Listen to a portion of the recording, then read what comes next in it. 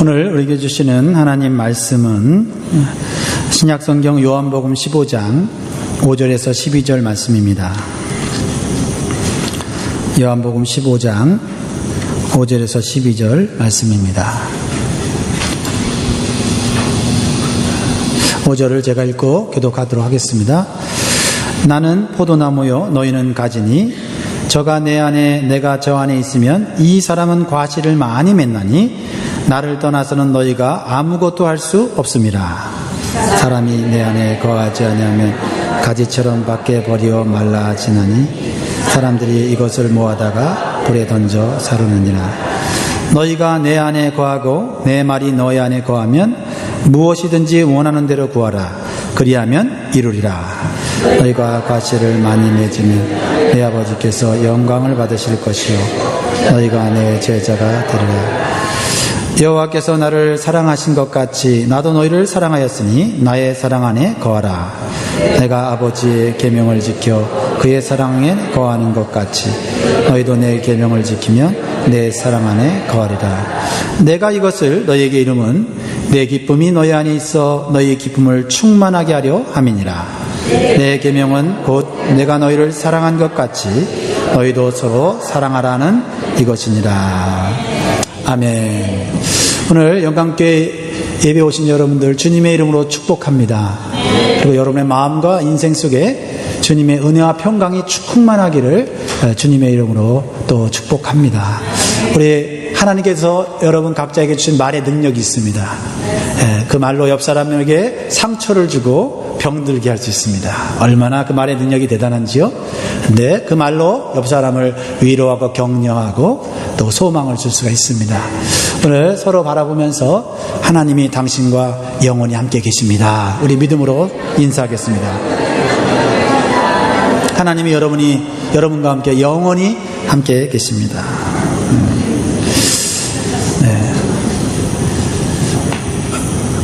오늘 여러분 말씀 들을 준비가 되어 있으십니까? 네. 하나님의 말씀은 능력이 있고 그 말씀은 우리의 삶을 변화시킵니다. 오늘 한 번의 설교로 인생이 바뀌어질 수도 있지만 바뀌어지지 않을 수 있지만 우리가 말씀을 대하는 태도가 우리의 인생을 결국은 하나님이 기뻐하시는 삶으로 변화되게 하실 줄 믿습니다. 우리가 신앙생활을 좀 오래 하다 보면 자주 듣게 되는 얘기가 있어요. 뭘까요? 그것은 열매를 맺어야 된다는 거예요. 믿음이 있는 성도들이 기도할 때 이렇게 기도하죠. 지난 한 해 동안 하나님의 은혜로 열매를 맺게 해주셔서 감사합니다. 도대체 그 열매가 뭔가? 또 어떤 성도들은 이렇게 기도합니다. 지난 한 해 동안 하나님이 기뻐하시는 은혜를 열매를 맺지 못한 것을 주님 용서하여 주옵소서. 내년에는 꼭 열매를 맺게 주세요. 이렇게 안타깝게 기도합니다. 교회에 처음 나오면 자주 듣는 이야기가 구원이라는 얘기예요. 구원 받아야 됩니다. 구원의 확신이 있어야 됩니다. 이렇게 구원에 대한 이야기를 듣다가 이제 신앙생활을 오래 하다 보면 열매 맺어야 된다고 하는 얘기를 자꾸 들어요. 그래서 어렴풋이 알게 되는 것은 구원 받은 사람이 뭐 해야 된다? 열매를 맺어야 되는구나 하는 것을 어렴풋하게 알게 되는 것입니다. 왜 교회에서 열매 이렇게 말을 많이 하는 것일까요? 한마디로 말하면 하나님께서 우리에게 열매를 원하시기 때문이에요. 하나님이 우리에게 열매를 요구하세요. 그러면 하나님이 원하시는 열매는 무엇일까요? 뭘까요? 우리가 과실나무도 아닌데 무슨 열매를 자꾸 요구하실까요? 열매가 뭘까요? 성경에서 말하는 열매가. 우리 포도나무에 비유 성경 공부하신 분들 배워서 아시죠? 보통 우리가 열매라 그러면은 전도의 열매를 말하잖아요. 그렇죠? 전도. 하나님 안 믿는 사람을 하나님께로 예수님께로 데리고 오는 것을 우리는 열매 맺었다 이렇게 얘기하죠. 보통 그렇게 얘기합니다. 성령의 열매 9가지 열매 그리고 회개의 열매도 있죠. 우리가 죄를 짓고 우리 죄를 발견하고 통회하며 자복하면서 하나님 다시는 이 흉악한 죄를 다시는 짓지 않게 하옵소서. 다시는 하나님을 기쁘시게 하지 않는 이 나쁜 습관을 끊어버리게 하여 주옵소서 하고 회개하고 끊어졌을 때 회개의 열매인 거죠. 다 맞습니다. 앞으로 이런 열매에 대해서 기회가 되면 나누고 싶습니다. 그런데 기본적으로 성경에서 말하는 열매의 개념이 뭐냐고요. 열매의 개념. 열매의 개념은 삶 속에서 사람들에게 착한 일을 하는 거예요. 뭐라고요? 삶 속에서. 누구에게요? 사람들에게 행하는 착한 일, 선행이라고 하는 거예요. 하나님은 우리가 선행의 열매를 우리의 삶 속에서 맺기를 원하신다라는 것이에요. 그런데요, 여러분 초점이 선행 자체에 있는 게 아니고 선행을 통해서 하나님을 드러내는 데 있어요. 할렐루야. 선행을 해야 되는 것 옳은 일인데 거기에 초점이 맞춘 것이 아니라 뭐라고요? 하나님, 보이지 않는 하나님, 그 하나님을 사람들이 볼 수 있도록 드러내는 그것이 선행의 초점이라는 것입니다. 마태복음 5장 14절로 16절을 보면 여러분 잘 아는 말씀이죠. 너희는 세상에 뭐라? 빛이라고 했어요. 빛이라고 했는데 그 빛이 무엇이냐는 거예요. 좀 정확하게 한번 우리 성경을 통해서 좀 배워보면 좋겠습니다. 14절로 16절 같이 읽겠습니다. 시작. 너희는 세상의 빛이라. 산 위에 있는 동네가 숨기지 못할 것이요 사람이 등불을 켜서 말 아래에 두지 아니하고 등경 위에 드나니 이러므로 집안 모든 사람에게 비치느니라.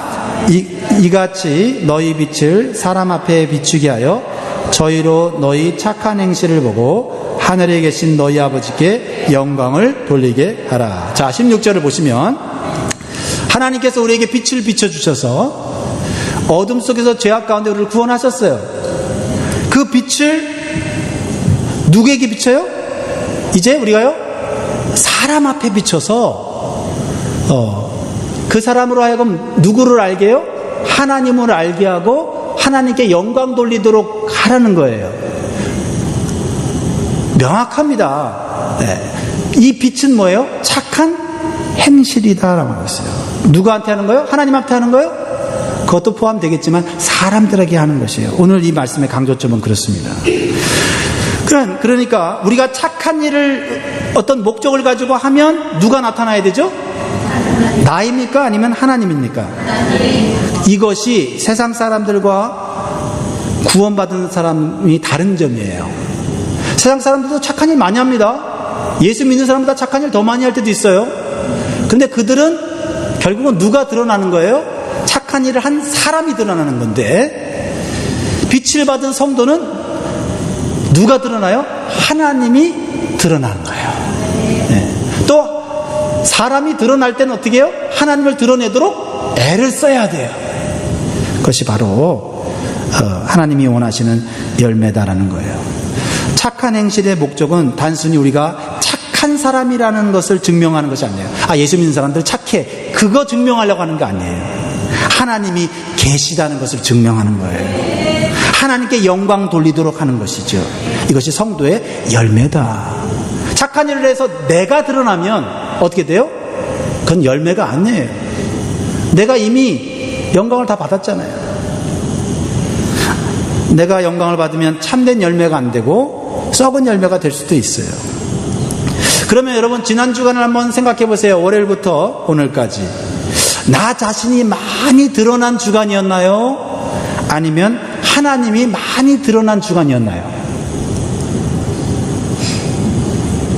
네. 대부분의 분들이 이렇게 말하시는 것 같아요. 목사님, 바쁜데 뭐 그런 거 생각할 틈이 어디 있어요? 정신없이 살다 보니 그래도 오늘 교회에 와 앉아 있네요. 교회에 와 앉아 있는 것도 다행이네요. 네, 맞습니다. 사랑하는 성도 여러분, 이제는 바쁘다고 정신없이 살면 안 됩니다. 왜냐하면 우리는 분명한 삶의 목적을 가지고 살아야 할 하나님의 자녀들이잖아요. 예수 안에서 구원받았고 다시 재창조되었잖아요. 재창조되었을 때는 우리의 삶의 목적이 어떻게 해요? 새로워지고 달라져야 되는 것이잖아요. 그래서 고린도후서 5장 17절에 이렇게 구원받은 성도를 말씀하고 있어요. 여러분 잘 아는 말씀이죠? 같이 읽습니다. 시작. 그런즉 누구든지 그리스도 안에 있으면 새로운 피조물이라 이전 것은 지나갔으니 보라 새 것이 되었도다. 아멘. 그렇습니다. 여러분 우리가요 교통사고를 크게 당하고 나도요 사람이 삶의 목적과 방향이 분명해져요. 그렇죠? 교통사고 당했는데 차가 완전히 다 찌그러졌어요. 폐차했어요. 근데 하나도 안 다쳤어요. 그러면 뭐라고 얘기해요? 이거는 하나님께서 보호해 주신 것이다 말하잖아요. 그러면서 뭐라고 해요? 내가 사는 삶은 이제 두 번째 삶이다. 이제 나를 위해 살지 말고 내가 남은 인생은 다른 사람들을 도우면서 살아야지. 이렇게 사람이 마음먹게 되듯이 우리가 예수 안에서 구원받아서 새로운 피조물이 됐는데 새로운 목적과 목표를 가지고 살지 않는다는 게 말이 됩니까? 지옥으로 갈 백성이 천국 백성이 됐는데 하나님이 우리를 다시 그리스도 안에서 살렸을 때는 분명한 목적이 있는 거죠. 그래서 성경은 말하잖아요. 이방인들이 구원을 받았을 때 뭐라고 성경은 말합니까? 야, 지금까지 너희가 육신의 쾌락을 따라 산 것이 이제는 족하다. 세상을 사랑하면서 네 마음대로 살았던 거 이제 족하다. 이제는 너를 위해 살 것이 아니고 하나님의 영광을 위하여 이웃들을 섬기면서 사는 인생이 되는다. 그것이 구원받은 성도다. 이렇게 말씀하고 있잖아요. 그래요. 구원받은 성도는 삶의 분명한 목표를 받았다고 성경이 계속해서 증거해주고 있어요.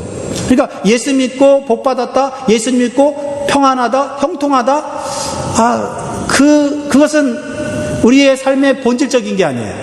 예수님 믿고 내 삶에 분명한 목표, 삶의 목표가 생겼다. 이게 신앙의 본질인 거예요. 그래서 에베소 2장 10절에 이렇게 말씀하고 있습니다. 굉장히 중요한 구절이죠. 이거는 암기해야 될 말씀이죠. 시작. 우리는 그의 만드신 바라 그리스도 예수 안에서 선한 일을 위하여 지으심을 받은 자니 이 일은 하나님이 전에 예비하사 우리로 그 가운데서 행하게 하려 하심이니라. 하나님 우리를 창조하셨는데 예수 그리스도 안에서 우리를 재창조하셨어요. Recreation. 재창조하시면서 삶의 목적을 줬는데 뭘 줬어요? 선한 일을 위하여 지으심을 받았다라고 말하고 있다는 것이죠. 내가 예수 믿고 구원받았고 예수 믿고 참 행복한데 지금 내가 무엇을 위해 살고 있지? 질문을 해볼 필요가 있다라는 것입니다. 그러니까 구원받은 성도로서 교회에 열심히 다니는 것으로는 뭔가 좀 부족한 거예요. 뭐예요? 교회만이 아니고 세상에서 적극적으로 예수의 이름으로 선을 행하는 사람들로 나타나야 한다는 거죠. 이것이 하나님께서 원하시는 열매입니다. 성경책 들고 교회 간다? 하나님 기뻐하시는 거죠. 교회 안에서 열심히 봉사한다? 하나님 기뻐하시는 일입니다.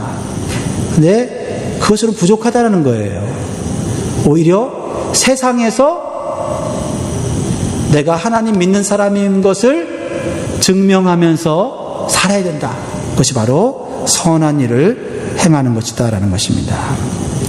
자, 그러면 우리가 지속적으로 이렇게 선을 행하는 삶을 살고자 할 때 우리 안에 나타나는 것이 무엇일까요?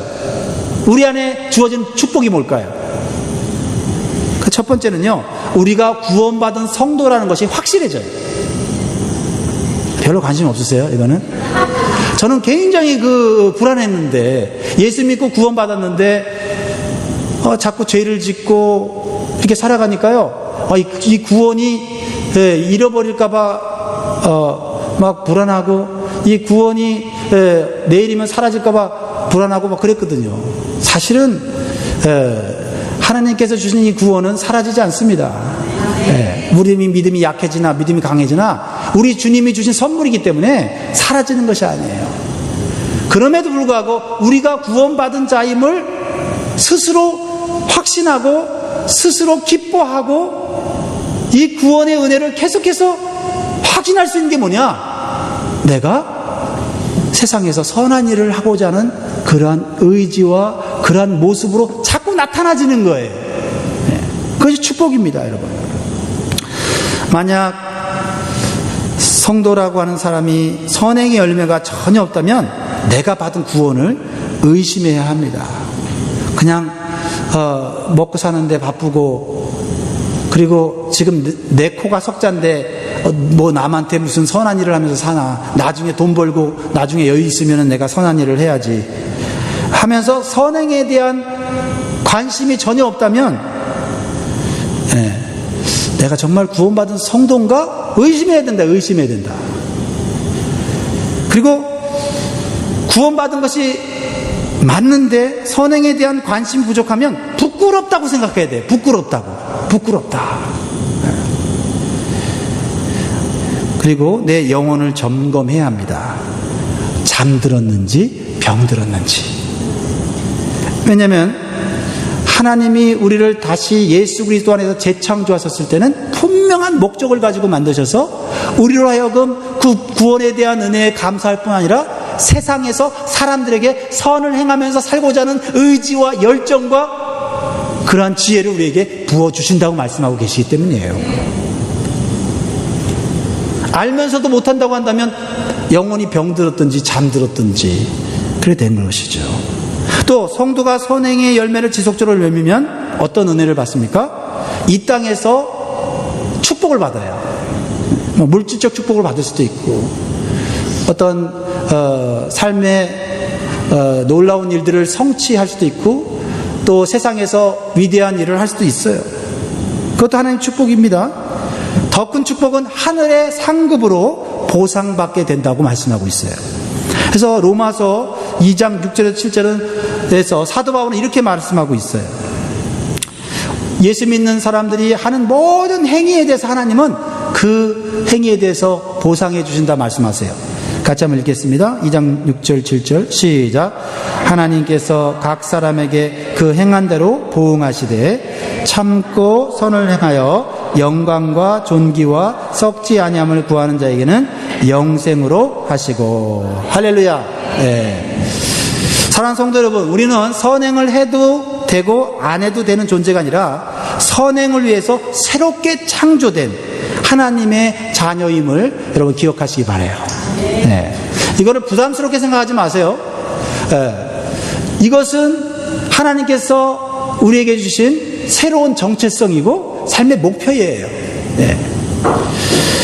그런데 문제는요, 자, 우리가 구원받은 성도로서 선행의 열매를 맺어야 된다는 것을 성경을 통해서 알았고 배웠음에도 불구하고 선행이 저절로 되어지는 것은 아니라는 거예요. 그죠? 네.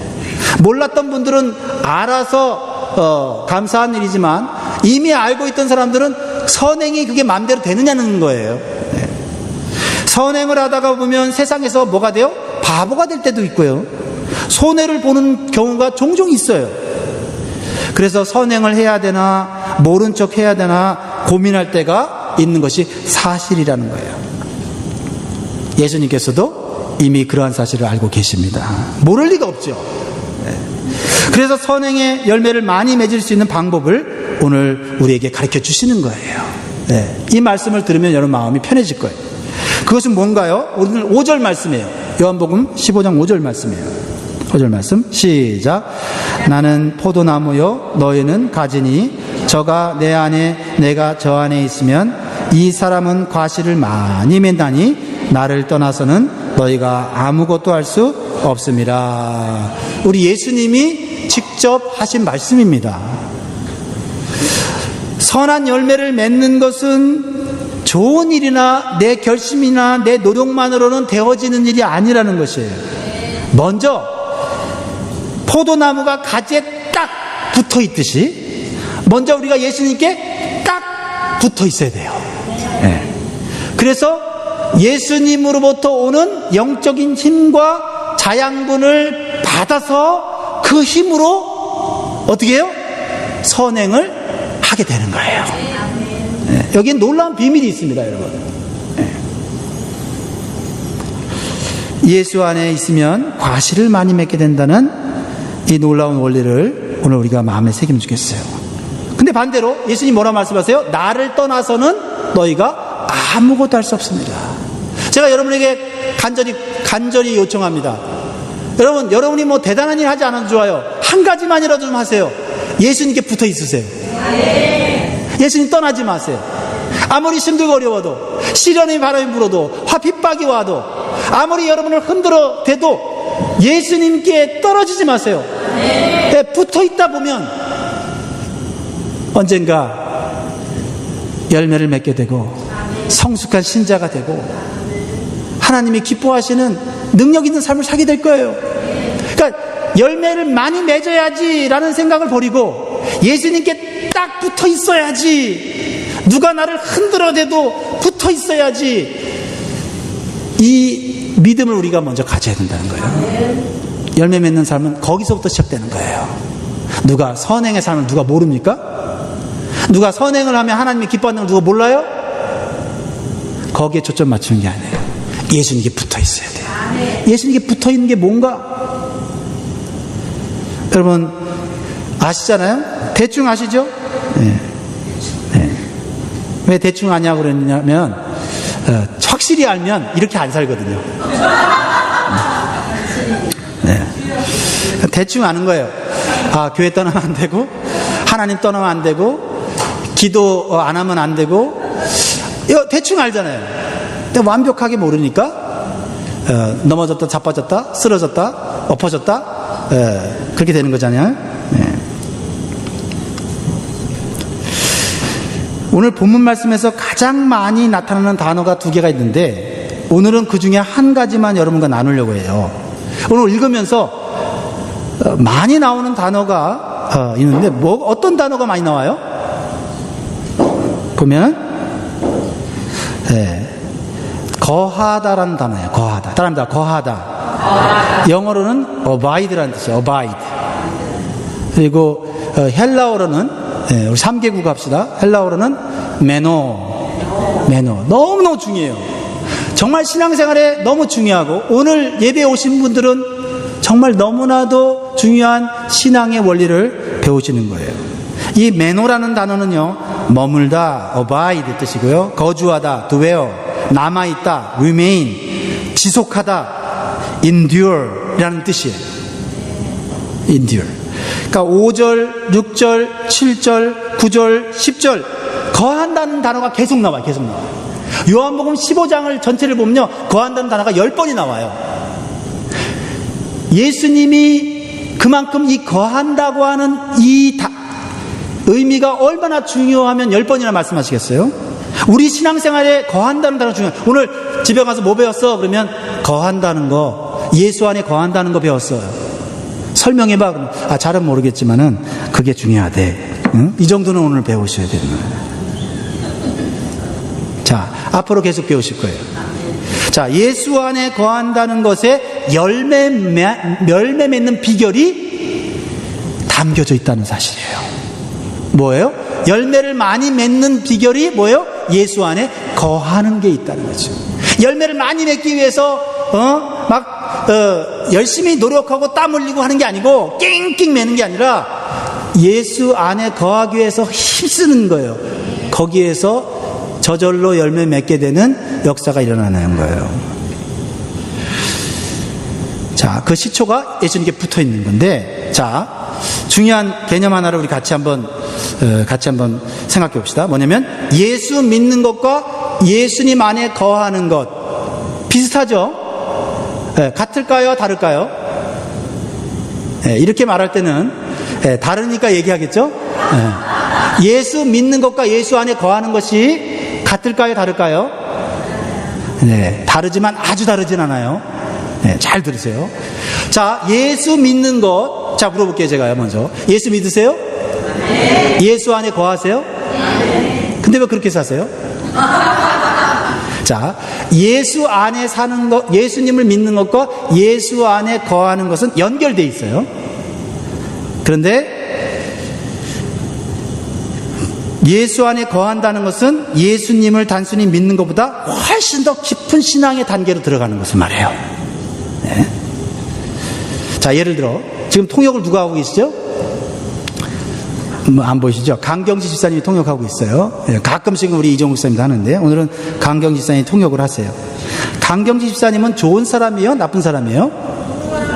네, 우리 교회 성도들이라면 좋은 사람인 걸 알 거예요.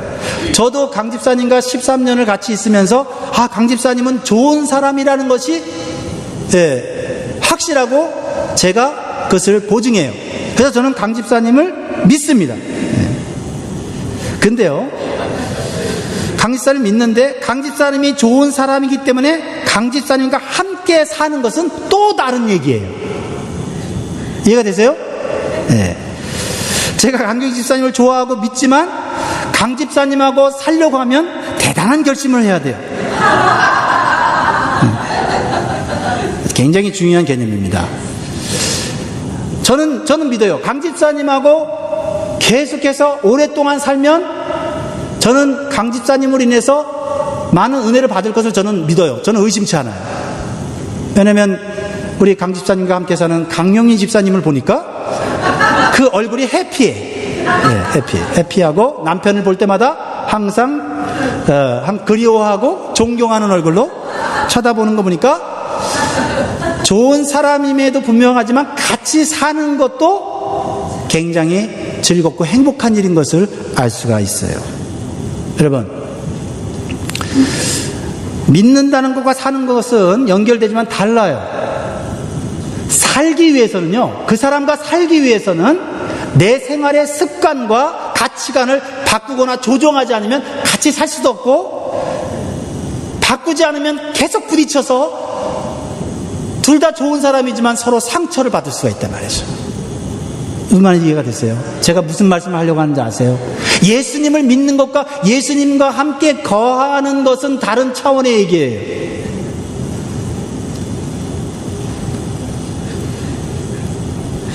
많은 성도들이 예수님을 믿고 살아가지만 예수님과 함께 거하는 것이 무엇인지 알지 못해요. 또 안다고 해도 같이 거하는 삶에 도전하지 않아요. 우리 많은 성도들이 원하는 게 뭔지 아세요? 지금 내가 변화되지 않은 상태에서 주님이 나에게 축복을 애드해 주는 삶을 살기를 원해요. 그게 예수님 믿는 거예요. 네. 그러니까 나의 어떤 성격이나 성품이나 습관, 가치관을 바꾸려고 하는 노력 없이 그냥 이 상태에서 주님이 나를 좋은 곳으로 인도해 주기를 원해요. 예수님 믿는 거예요. 예수님과 함께 거하는 것은 아무리 좋은 예수님이지만 예수님은 거룩한 분이기 때문에, 나는 죄인이기 때문에 예수님과 생활 방식이 너무 달라요. 예수님 말씀하시면 그 말씀 너무 불편하고, 그래서 예수님 따로따로 살다가 가끔씩 한 번씩 만납시다, 이렇게 신앙생활을 하고 싶은 거예요. 맞습니까? 그러니까 만남과 거함의 차이가 있다는 거예요. 만나는 것은요, 다른 장소에서 살다가 서로 만나서 밥 먹고 행복해 하다가 이제 헤어집시다 하고 헤어지는 거예요. 그리고 또 필요로 하고 또 도움을 또 주고받아야 될 때는 어떻게 해요? 또 만나는 거예요. 서로 믿고 서로 의지하기 때문에 그래서 만나는 거 아니겠어요? 그런데 거하는 것은 삶의 모든 것을 공유하면서 나의 벌거벗은 모습까지, 약점까지 다 드러내면서 사는 거예요. 마치 가족이 한 집에서 함께 사는 것을 의미하는 것이에요. 오늘 요한복음 15장의 포도나무의 비유는 구원받은 성도에게 주는 메시지입니다. 불신자에게 주는 메시지 아니에요. 구원받은 성도가 예수님을 가끔 만나는 신앙으로는 열매 맺기가 어렵다는 걸 얘기하고 있는 거예요. 기본적인 신앙은 유지할 수 있지 모르지만은 하나님이 원하시는 성숙한 신앙으로 나아가기 어려워요. 하나님의 뜻을 이루기도 어렵고 열매를 맺기도 어려워요. 그래서 예수 믿은 지 20년이 되어도 여전히 사람들에게 돌봄을 받고 관심을 받아야 하는 어린아이의 신앙에 머물러 있는 거예요. 믿음은 있어요. 어린아이가 얼마나 믿음이 좋은지 아세요? 엄마에 대한 믿음, 아빠에 대한 믿음이 강렬합니다. 근데 여전히 엄마 아빠의 돌봄을 받고 관심을 받아야만 신앙생활을 유지할 수 있는 거 아니에요? 예수 믿는 거예요. 예수 안에 거하는 건 아니에요. 예수님과 함께 거하는 신앙으로 나아가야 열매를 많이 맺을 수 있고 하나님이 주시는 놀라운 축복을 누릴 수 있는 것이에요. 오늘 제가 여러분에게 이 말씀을 통해서 여러분의 신앙을 때리는 것입니까? 네. 혹시 때린다 해도 이 예수님이 주시는 말씀의 목적은 뭐예요? 열매 많이 맺는 삶을 살도록 우리에게 권면해 주시는 거잖아요. 네. 그러니까 너무 제가 좀 이렇게 목소리를 크게 하고 얼굴을 좀 이렇게 강하게 한다 할지라도 전혀 부담스럽게 여기지 마세요. 제가 때리거나 해치지는 않아요. 그러나 안타까운 마음이 있어요. 안타까운 마음이 있어요. 그래서 오늘 7절 말씀 이렇게 얘기하고 있어요. 7절 말씀. 오늘은 7절 말씀을 중심으로 말씀을 마무리하고 다음에 또 전하겠습니다. 7절 시작. 너희가 내 안에 거하고 내 말이 너희 안에 거하면 무엇이든지 원하는 대로 구하라. 그리하면 이루리라. 그러면 예수님과 함께 거하는 신앙은 구체적으로 어떤 신앙일까요? 보이지 않는 예수님과 어떻게 살아요?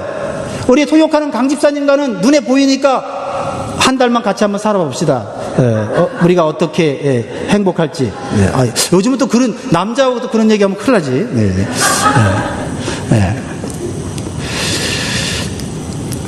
예수님 안에 거한다는 이 말씀은 예수님의 말씀이 내 마음속에 거하는 것이라고 말씀하셨어요.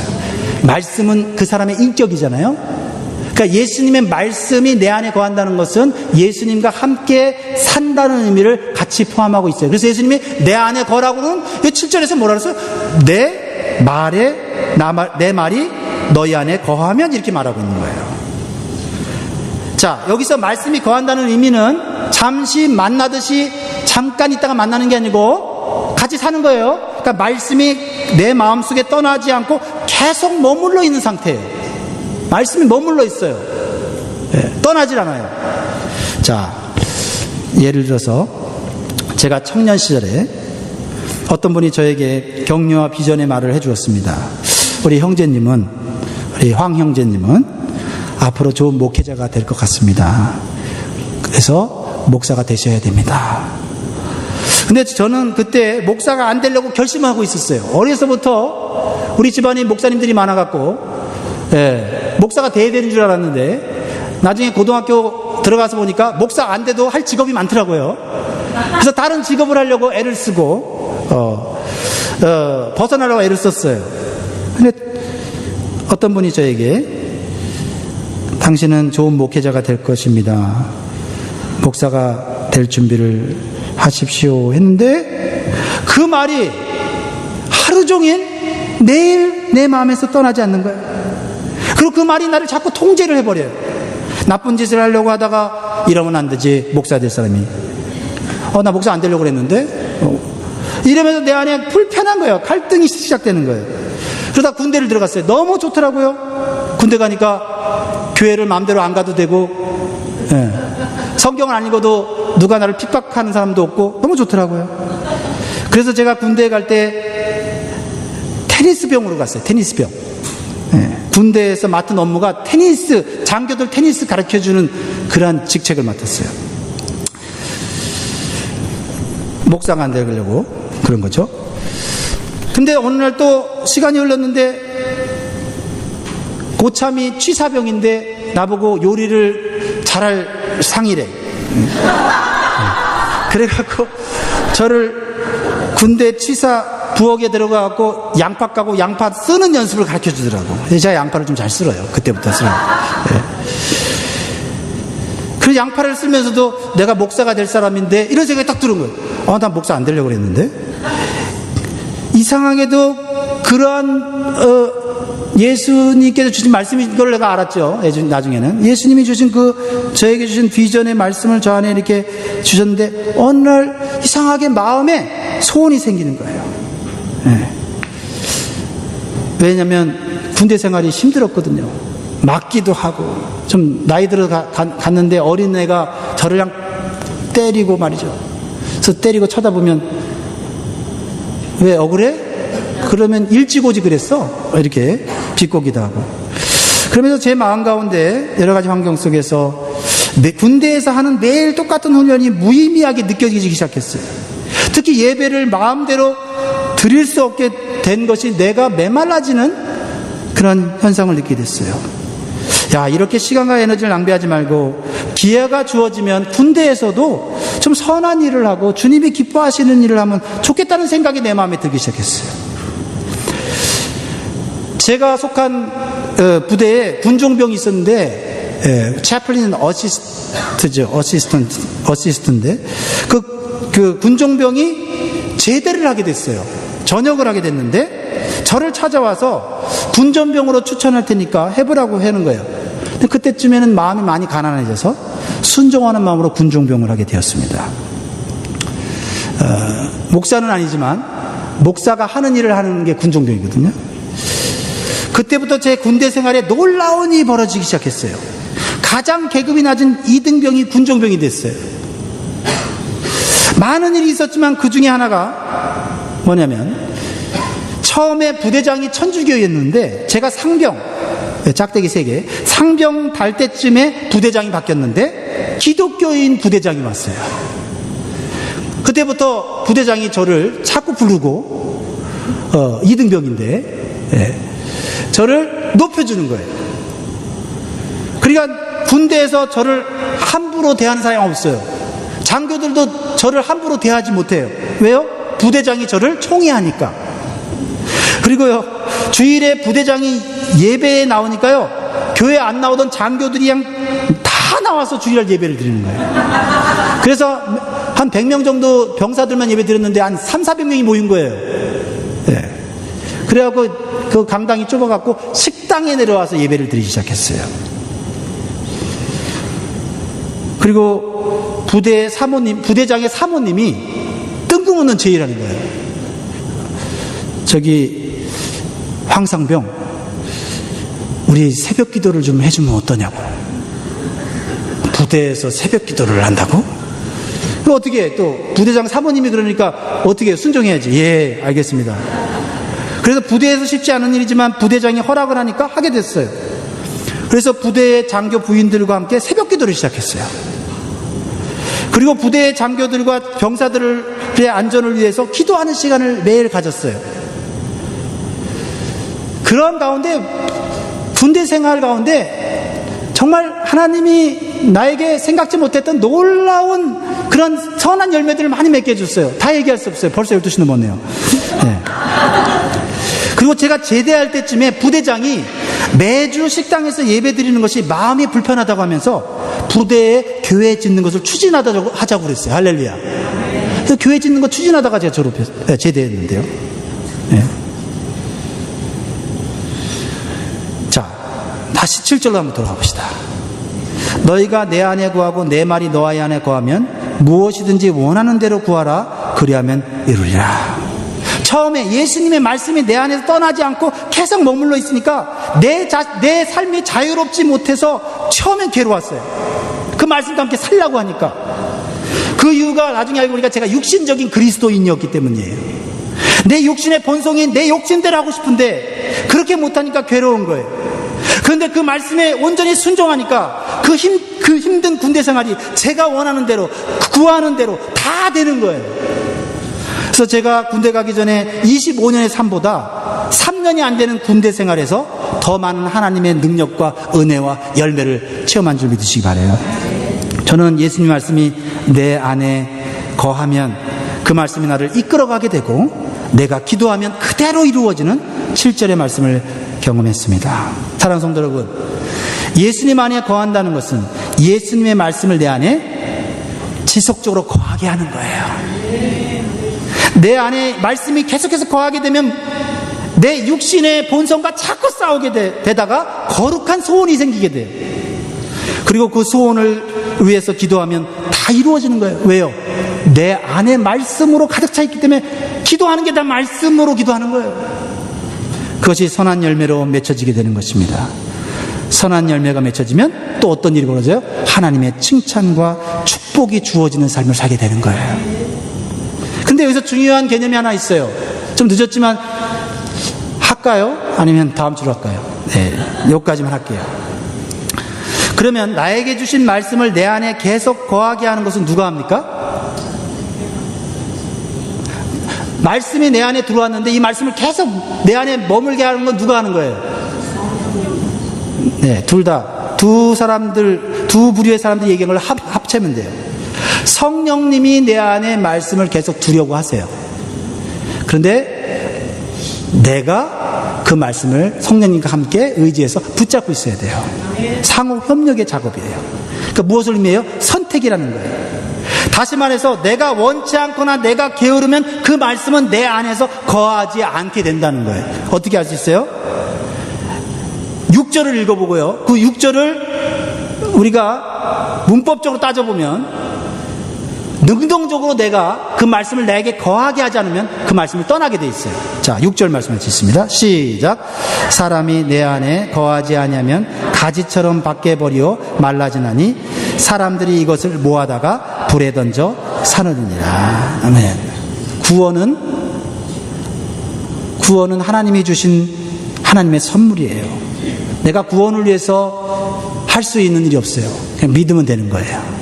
그러나 예수 안에 거하는 삶은 내가 게으르거나 나타나거나 예수님이 나에게 주신 말씀을 받았지만 감동받고 아멘하고 할렐루야 너무 좋다고 했지만 그 말씀을 내 안에 내가 그것을 유지하려고 거기가 거하게 하려고 성령님과 함께 노력하지 않으면 그것은 떠나가는 거고 그 사람의 심령은 메말라질 수 있고 그 사람의 인생은 주님으로부터 떠나 있을 수도 있다는 거죠. 그러니까 말로는 형식적으로는 신앙생활을 하는 것 같은데 그 심령은 점점 메말라질 수 있다는 거예요. 여러분, 여러분의 삶에 선한 열매가 나타난 이유 중에 하나는 여러분 마음의 문제가 아닙니다. 여러분의 육신을 하나님께서 기뻐하신 대로 지속적으로 훈련하지 않아서 그래요. 아무리 피곤해도 밥을 먹는 이유는 오랫동안 습관이 되어 있잖아요, 몸에. 그 결과를 또 알잖아요. 아무리 힘들어도 밥을 먹어야 다시 힘을 얻는다는 것을 알잖아요. 마찬가지로 열매 맺는 삶을 살려면 영적인 힘이 있어야 되는데 하나님의 말씀을 읽고 묵상하는 시간은 저절로 되는 것이 아니라 육신의 몸을 일으켜서 손을 들어서 영적인 음식을 먹다 보면 점점 힘이 생기는 것이에요. 그것이 몸의 습관화가 되면 아무리 피곤해도 먹어야지 살지 하고 먹는 거예요. 마음 먹어야지 한다고 먹어지는 게 아니라는 거예요. 어떤 면에 있어서 예수님을 믿고 의지하는 것은 마음으로도 가능하나 예수님과 함께 거하는 삶은 훈련이 되지 않으면 안 돼요. 몸이 훈련이 돼. 아내가 쓰레기를 버려달라고 저한테 얘기를 하면 쓰레기를 버리는 것이 좋다고 마음의 생각이 들지만 쓰레기를 버리기 위해서 몸을 일으켜서 쓰레기를 들지 않으면 쓰레기가 버려지지 않아요. 비록 아내가 원하는 타임에 버리진 않지만 저는 버립니다.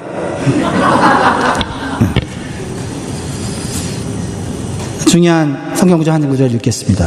오늘 유스그룹에서 좀 일찍 끝내달라고 자기들 저 수리해놓은 거 간증해야 된다고 막 그랬는데 어떡하죠? 그러나 오늘 또 말씀을 읽겠습니다. 로마서 6장 13절 시작.